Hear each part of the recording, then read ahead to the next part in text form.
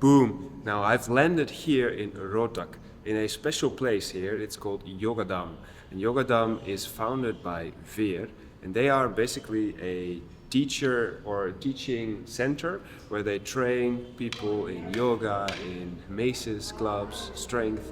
Very interesting combination of different tools that they use here. And they're also one of the first gyms that I know of that have so many Maces and gadas in the same place, especially in India, because you cannot really get any mace made of steel here. So it's a really unique place. And here's the founder and owner. Hello. Veer. Nice to have you here with us. Yeah. Well, we've met before. Of course. Yes, we've met before. Can you tell us a little bit about, what you do? Like, how would you introduce yourself and about Yogdham? So we are health mentors, and we use a holistic approach towards health building for most of our students. And the way we integrate these things is based on a very simple fundamental of self-care, strength, safety, in which we have yoga, tai chi, some other bodywork, energy line practices for self-care. Then we have your kettlebell training, we have conventional dumbbells, your barbells, your rotational training with kick clubs, maces. And for survival, we have a whole jungle survival aspect through Himalayan yoga camps. And we train in street survival using Shifu Kanishka combatives and Filipino Kali. So most of our time goes in just teaching these three main aspects of health. When you learn combat, there are three things. There are always three things that we follow. One, find an equalizer. Yes, whenever you are in a conflict, you find an equalizer. If the person is very big, you find a brick, you find your shoe. Maybe you have a bed, maybe you have heels, maybe you have a water bottle. The first concept is equalizing. The second concept is do what they do. If they slap you, if they slap you, you slap them back. If they punch you, you punch them back. It takes away all that conflict in mind, because now you are thinking what to do. You do as they do. This is called sabaya, the concept of mirroring. Equalize, do what they do. And the third concept is called defanging the snake. Don't think so much. If he hits me with the hand, I hit the hand first. I don't try to reach him. He hits me with a slap, I hit his hand first. He reaches me with a knife.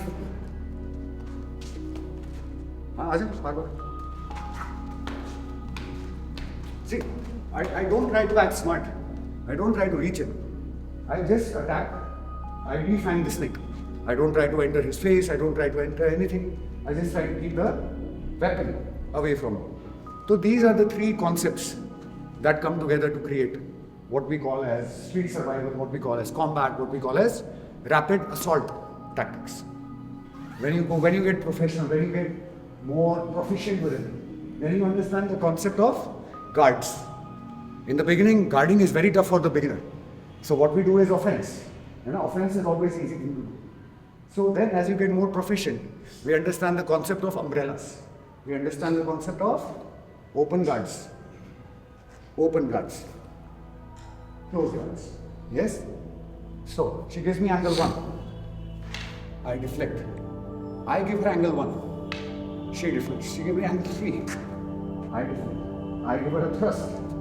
She deflects. She gives me a hit. I deflect. I give her a hit. She deflects. She gives me an attack. I deflect. I give her an attack. She deflects. So this is all guards. Now we are practicing guards. So in some drills, we practice all the attacks. And in some drills, we practice all the guards. Right? And incidentally, if you notice, the umbrella guard, this is exactly how we taught you how to use a mace. So when we are using a mace in our context, for me, if I can hold a guard with a load, imagine how easy it is to hold a guard with a tiny stick. And this is where we learned our swings.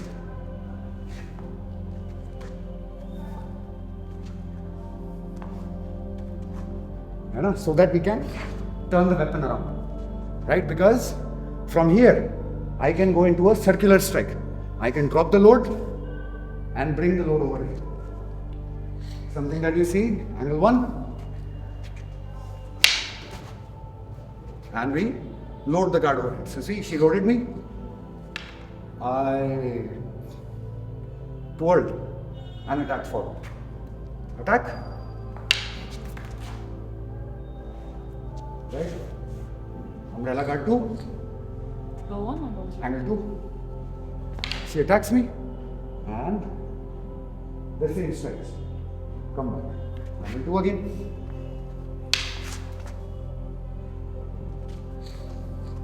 Then we start to train the principle of the third hand. Yes? The third hand means you understand how to react thrice. Yes? Even in your basic umbrella drills, in your Hegel 6, that's what we've been practicing. We've been practicing. See, we use the third hand. 1, 2, 3. 1, 2, 3. Extend your arms. Go low.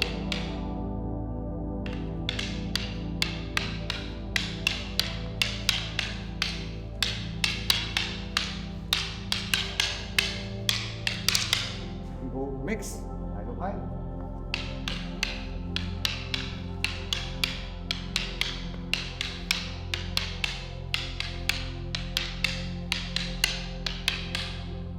Right?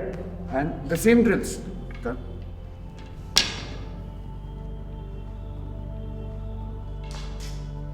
We go high, high, high. We go 1, 2, 3. 1, 2, 3. 1, 2, 3. 1, 2, 3. 1, 2, 3. 1, 2, 3. 1, 2, 3. 1, 2, 3. This is all high, high, high. What if I cheat? What if I go high, low, high? Right? Slap. What if we go high, low, high? So then you start to change the rhythm. Initially we just learned high, high, high. Now we can break the pattern. Instead of high, high, high, I can go high, low, high. I can go high, high, low. And slowly you understand how all the drills mix. Yes? And this is it. At least for a beginner. This is what becomes your kind of your syllabus into introduction to street survival, introduction to weapon arts, and especially weapon of opportunity. So the clubs did develop as exercise tools at a point, but maces, for a very long period of time, they were not used as exercise tools. Like if you go to Shaolin, for example, the Shaolin have had maces for generations now. It's not only in India, right? They're Nordic maces, Norse maces. Why they were for? Weapons. Shaolin maces, what they were for? Weapons. Our Indian mythology, what was the gada for? Weapons. Yes, it was later. Because understand this, that exercise is a very modern concept. It is the movement that is ancient. So when people started to use these tools, they did not have exercise in their mind at that time. They had function in mind, that what will be the function of this object. Like one of the first known weapons to man are clubs, stones, maces. I mean, you go India-China border and they're still doing, because the guns are not allowed, right? So they're still using the same kind of leveraged weapons, they're still using maces, they're still using these clubs, metal clubs, barbed wires. So it is one of the most ancient weapons that we know of. So of course you practice with one of the most ancient weapons, one of the tougher weapons. The entry level, the beginner weapons, the lighter weapons, they start to feel lighter and you start to develop better control. I was also a very yoga-headed person at one point of time in my life. But then slowly we started to realize that the yoga that we learned initially was too complicated. You're talking about 150 positions, practice in an hour every single day. And most people can't even practice 10 of those correctly, every position wrong. So the system was not creating good results. We were able to do cool things, people are able to do handstands and inversions and blah, blah, blah.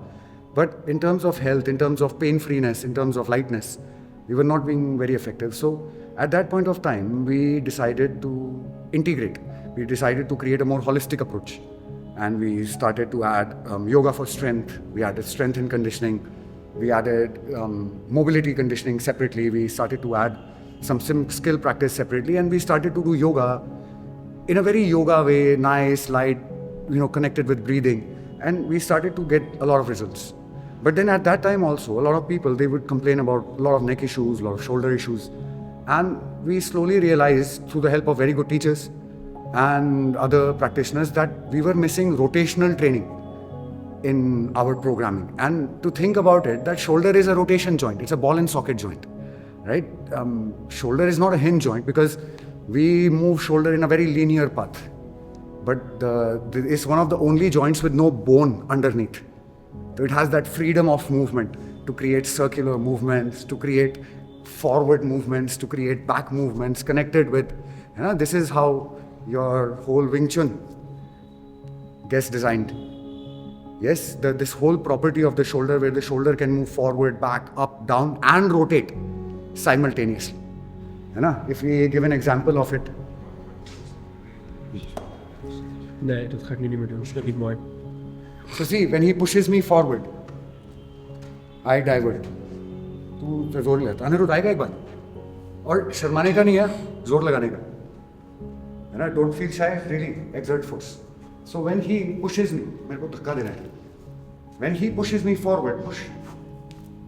So it becomes easier for me. अच्छा धक्का देता है. See this circular movement. See this circular movement of the shoulder.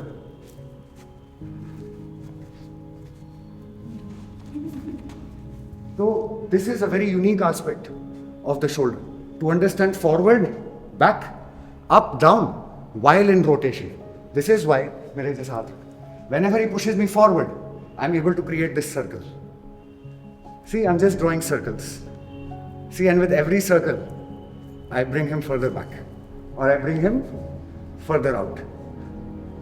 Right? So this is a very beautiful property of the shoulder. See, down, circle, up, circle, side, circle.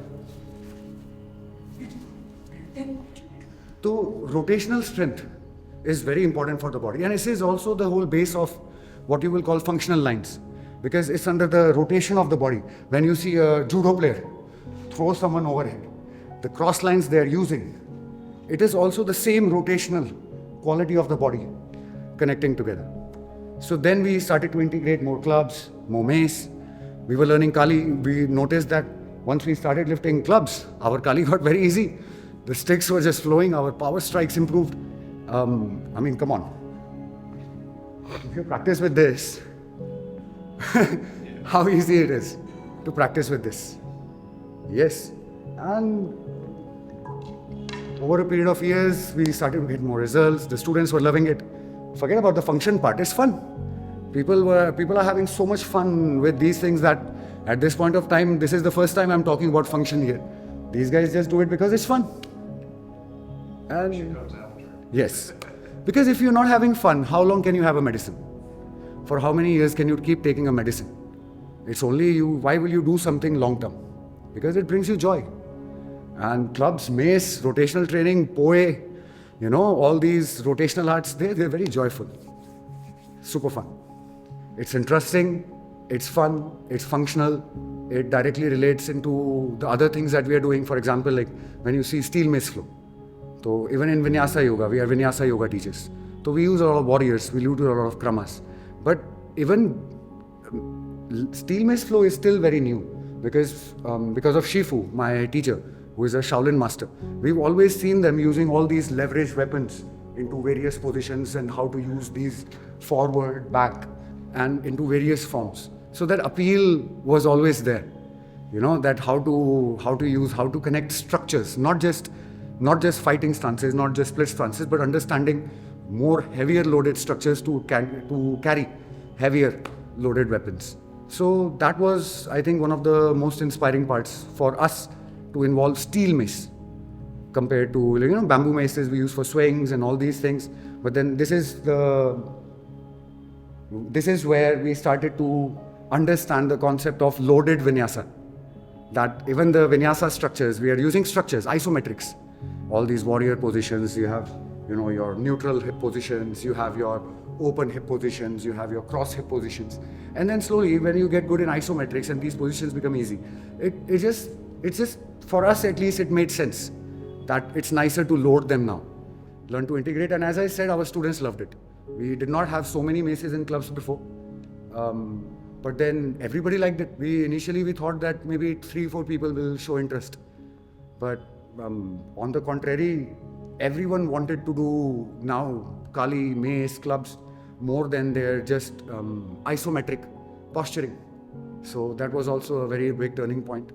And the funny thing that happened was that we were expecting, and this is why not to expect, because we were expecting a lot of guys will be into this stuff. A lot of guys will come and they will be asking about the Mace and clubs. But as you may have noticed, 90% of our clientele, 90% of all the students that come are all women, and most of them are all women batches, and they love it. Even when we teach online, most of our students online are women, and everyone, they love clubs, they love Mace. There's that X factor about this equipment, that just appeals to you. Yeah, come pick me up, come pick me up. So, and now we're here. And you've been to Rishikesh. We have a lot of the stuff we have moved to, because we are trying to start a more artistic, more beautiful vibe, cleaner air, fresher food. But it's the same concept. Our fundamental remain the same, S. Self-care, strength, survival, sustainability, and spirituality.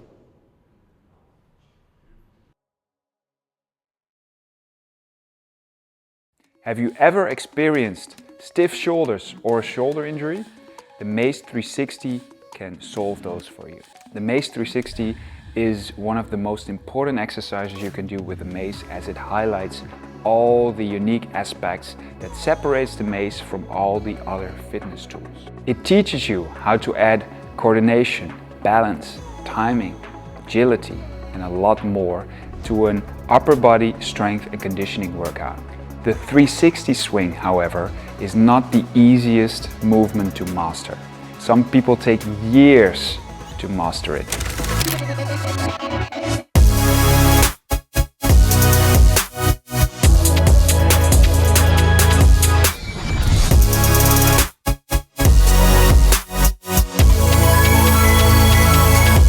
That is now history with the 7-day 360 masterclass. In 7 days, you'll learn the most important details and specialized movements in order for you to master the 360. In every video, we'll use courses from Dutch Flow Academy that highlight different aspects of the Mace 360. This method will blow your mind with its intelligence and effectiveness. This masterclass will bring you a professional and well put together course that will bring back joy and freedom in movement. Gain free access now on DutchFlowAcademy.com.